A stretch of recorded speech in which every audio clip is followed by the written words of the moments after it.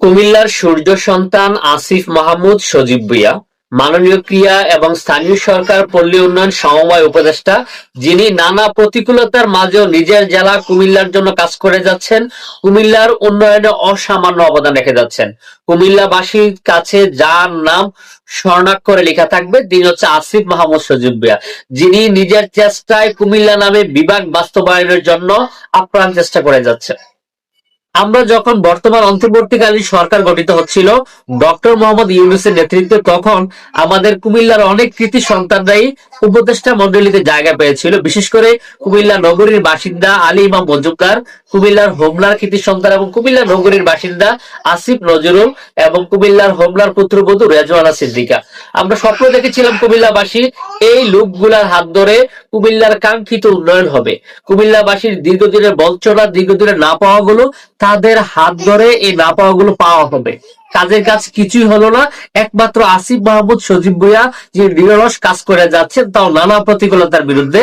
ওনার নিজের উপজেলায় আন্দোলন, সারা দেশে ওনাকে নিয়ে নানা প্রতিকূলতা, নানা অভিযোগ, এর মাঝেও কুমিল্লা জেলার উন্নয়নে তিনি কাজ করে যাচ্ছেন। আমাদের কুমিল্লার রাজনীতিবিদদের অনেকের কারণে আমরা এই মুহূর্তে অনেক কিছু থেকে বঞ্চিত হচ্ছি।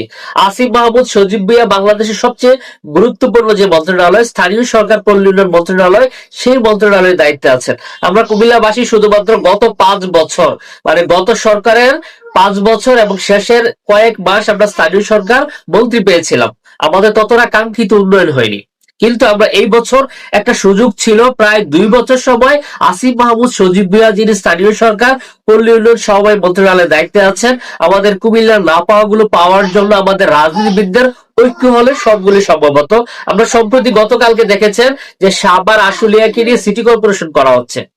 আমাদের কুমিল্লার যে সিটি কর্পোরেশনটা আছে, 2011 সালে যে সিটি কর্পোরেশন গঠন করা হয়েছে, যেখানে কুমিল্লার সদর পৌরসভা যেটি ছিল এবং সদর দক্ষিণ যেটি বড়লোক চৌধুরী সাহেবের করা, সেই দুইটি পৌরসভাকে মিলে কুমিল্লা সিটি কর্পোরেশন করা হয়েছিল। এরপর 2010 থেকে 2025 সাল হয়েছে। কুমিল্লা সিটি কর্পোরেশনের আয়তন বৃদ্ধি করার কথা ছিল। কুমিল্লা শহরের অনেক গুরুত্বপূর্ণ জায়গা সিটির বাইরে রয়েছে, বিশেষ করে দুর্গাপুর উত্তর, দুর্গাপুর দক্ষিণ, এই দুইটা জায়গা তো একদম পুরো শহর। এই Victoria college, Shasongachha bus stand, rail station সব পড়েছে সিটি কর্পোরেশনের বাইরে।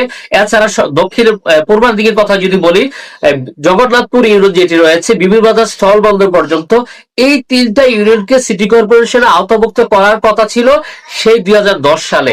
যে আপাতত সিটি কর্পোরেশনটা হয়ে যাক, পরে আমরা 3টা ইউনিয়নকে কুমিল্লা সিটি কর্পোরেশনের সাথে সংযুক্ত করব।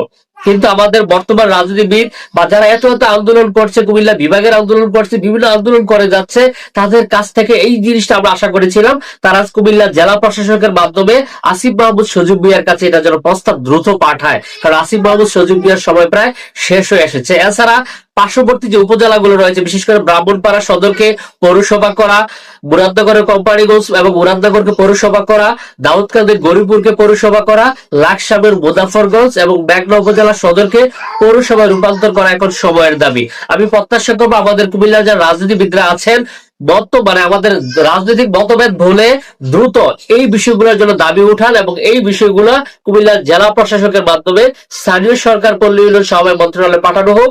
আমরা প্রত্যাশা করবো আমাদের যে উপদেষ্টা মহোদয় রয়েছেন, উনি কুমিল্লার প্রতি অনেক আন্তরিক, উনি চাচ্ছেন কুমিল্লা নামে বিভাগ বাস্তবায়ন করতে। আশা করি কুমিল্লা মানুষের এই কুমিল্লাবাসীর এই দাবিগুলো পূরণ করবেন, এই প্রত্যাশায় এখানে শেষ করছি। ভিডিওটি শেয়ার করে সকলকে দেখার সুযোগ করে দিন। আল্লাহ হাফেজ।